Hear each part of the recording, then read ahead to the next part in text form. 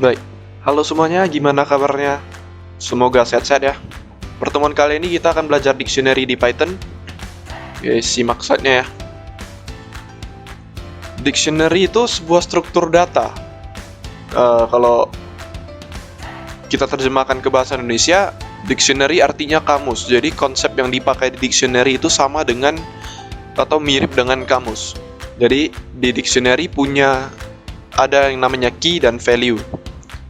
Nanti kita akan lihat di contoh di slide berikutnya bagaimana kita menggunakan key dan value. Nah, berbeda dengan list, dictionary itu tidak punya urutan. Kalau list kan punya urutan atau yang mungkin kita sebut dengan index. Kalau di index kita pakai waktu kita pakai list itu kan kita mau mengambil atau memanipulasi list itu kan kita pakai indeksnya nih.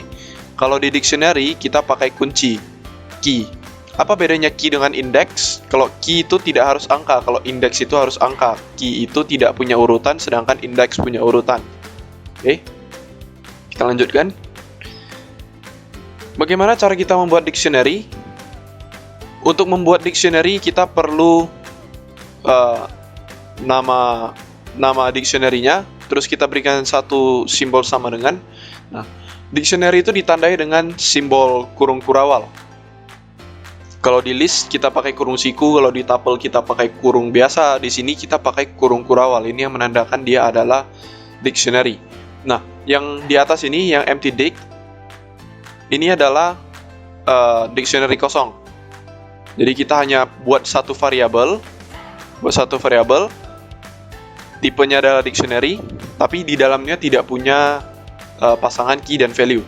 Sedangkan di bagian yang ini, mydict, ini mydict ini punya key dan value-nya. Nah, perhatikan di sini kan nama variabelnya nih. Mydict ini kan nama variabel. Kita kasih sama dengan, terus kasih kurung kurawal pembuka, di akhiri kurung kurawal penutup. Nah, di dalamnya kalau kita mau definisikan key dan value-nya, sebelah kiri adalah key, sebelah kanan adalah value. Di antara key dan value kita pisahkan dengan titik 2. Lalu di antara masing-masing pasangan, ini ya, satu pasang dengan pasangan yang lainnya, itu kita pisahkan dengan tanda koma. Yang terakhir nggak usah pakai tanda koma. Nah, tadi kan saya bilang kalau key itu tidak harus angka. Di sini kan kuncinya itu string. Bisa juga integer, bisa juga float. Semua tipe data primitif bisa kita pakai, kita jadikan key untuk dictionary. Sedangkan untuk di sebelah kanan, untuk value-nya, ini tipe datanya bebas. Semua tipe-tipe data bisa kita masukkan ke dalam dictionary di bagian value-nya. Dia bisa string, integer, bisa float, bisa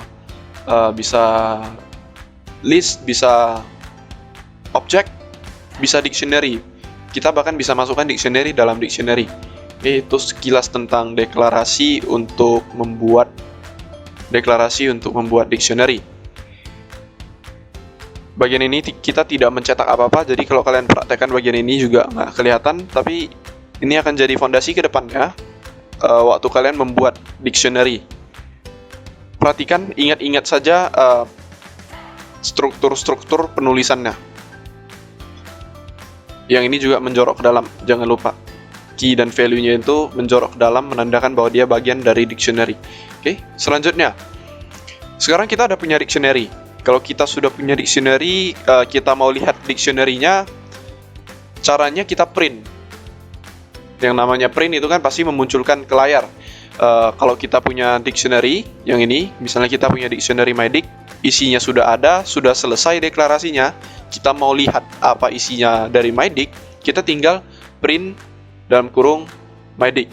Jadi nanti di jendela konsol Python Anda itu akan terlihat apa saja key dan value yang ada di dalam dictionary. Nanti kalian praktekkan bagian yang ini di Python interpreter kalian masing-masing.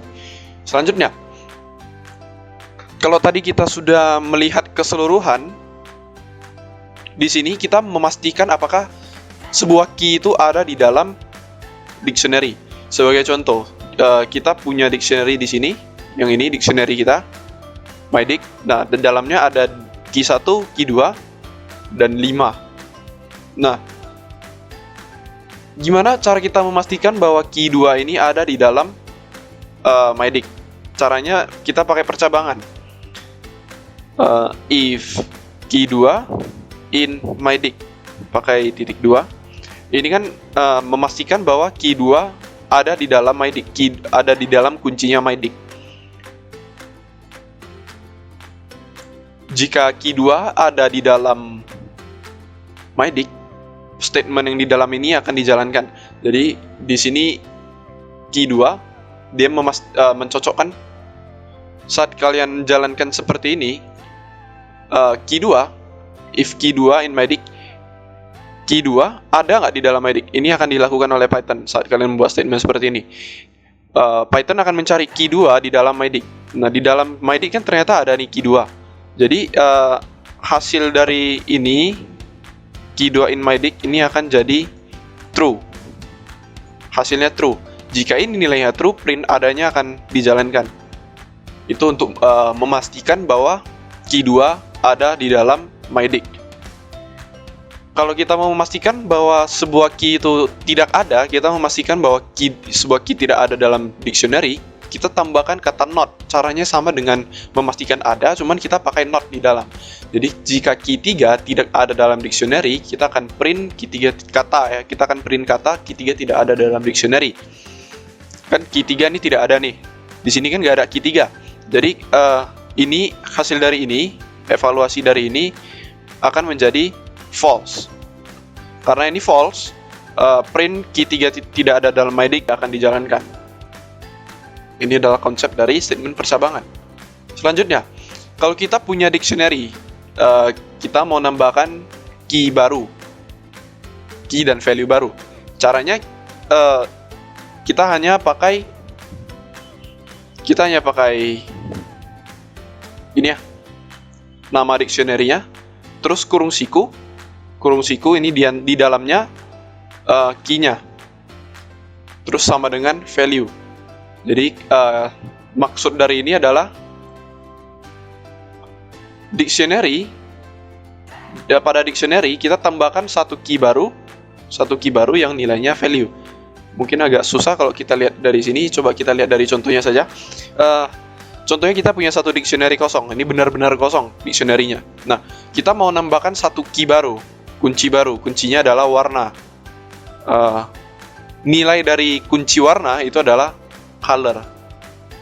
Nanti kalau kita print, setelah kita lakukan ini, kalau kita print empty dict-nya, di dalam akan terlihat pasangan warna, terus ada titik 2 color.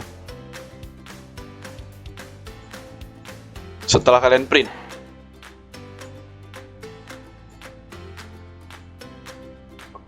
menambah dengan mengubah itu caranya sama.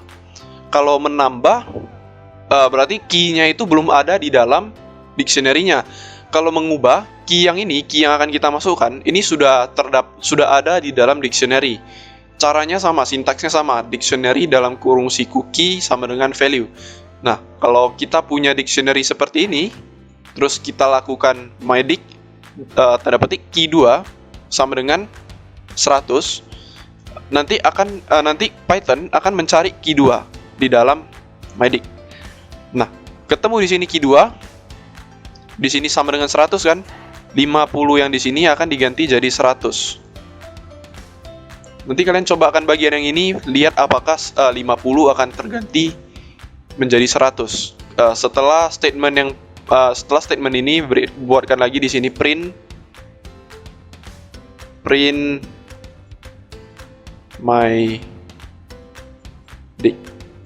print dictionary-nya untuk melihat apakah nilainya sudah terubah. Nah, nanti kalian cobakan di Python interpreter. Selanjutnya, tadi kalau kita sudah menambah, kita sudah mengubah, kalau kita mau mengambil nilainya gimana? Mengambil nilainya, contoh ini ya, kalau di sini nih contoh kasusnya adalah kita mau menyimpan yang ini nih, kita mau ngambil ini, ngambil nilai dari key 1. Kita pakai saja X, kita sebut saja X sebagai variabel. X sama dengan mydict key 1. Python akan mencari key 1 di sini, di dalam mydict dia nyari, ketemunya di sini nih, key 1. Yang dikembalikan adalah value 1. ini tulisan dari value 1. Jadi value 1 ini akan dimasukkan ke dalam X, sehingga waktu kita print X, ini akan muncul value 1. Ini cara kita untuk mengambil nilai atau mendapatkan nilai dari suatu kunci dalam dictionary. Selanjutnya, kita sudah punya nilai dan kunci, misalnya kunci dan nilai di dalam dictionary, tapi mau kita hapus. Untuk menghapus pasangan kunci dan nilai dalam dictionary, kita pakai statement del, pakai keyword del. Mirip dengan list. Kalau di list kita kan hapus dengan del list dalam kurung siku indeksnya. Di sini kita pakai del, terus nama dictionary-nya, del nama dictionary, terus nama kuncinya. Jadi Python akan mencari apakah key 1 ada di dalam mydict. Jika ada, yang ini, bagian ini kan ketemu nih. Ini akan dihapus. Nah, sehingga kalian kalau nanti print mydict-nya, key 1 sudah tidak akan ada di dalam mydict. Nanti kalian cobakan bagian ini di Python interpreter kalian.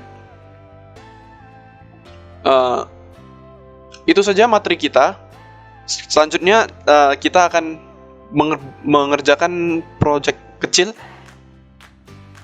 tugas kecil dalam bentuk kamus sederhana. Nah, kamus ini bisa menerjemahkan setidaknya 10 kata. Saya mau kalian buat kamus. Kamusnya 10 kata untuk menerjemahkan bahasa Indonesia ke bahasa Inggris. Kata dalam bahasa Indonesia itu nanti akan dimasukkan oleh user. Jadi usernya masukkan suatu kata, misalnya saya. Nanti setelah dia enter, kita akan munculkan terjemahannya. Terjemahan dari saya, misalnya I atau me. Nah, Nah, kalian kerjakan ini dengan Python dengan memanfaatkan dictionary. Nah, dalam kamus atau dictionary, kata yang akan diterjemahkan itu kita simpan di dalam key. Sedangkan kata yang merupakan hasil terjemahan itu kita simpan di dalam value. Saya mau kalian mengimplementasikan dictionary di dalam Python untuk membuat kamus ini. Nah, minimal 10 kata. Kalau mau buat banyak nggak apa-apa. Nah, kalau memungkinkan ya, ini opsional. Kalau kalian bisa yang ini, akan ada nilai tambahnya. Buatlah program yang kalian buat itu, program kamusnya itu punya menu. Programnya punya menu untuk terus menerima kata untuk diterjemahkan. Jadi ini kan perulangan nih. Programnya terus berulang sampai kalau yang diinputkan itu kosong. Jika yang diinput itu kosong, programnya berakhir.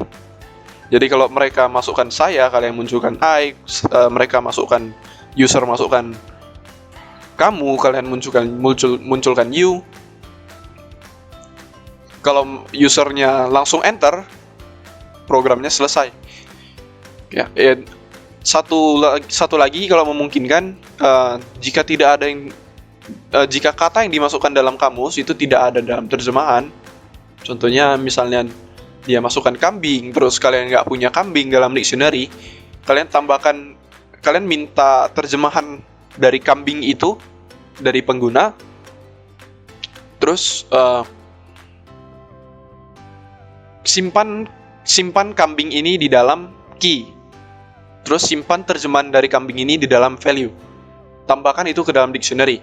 Gunakan cara-cara yang sudah ada di slide-slide sebelumnya untuk menambahkan key dan value pada kamus kalian.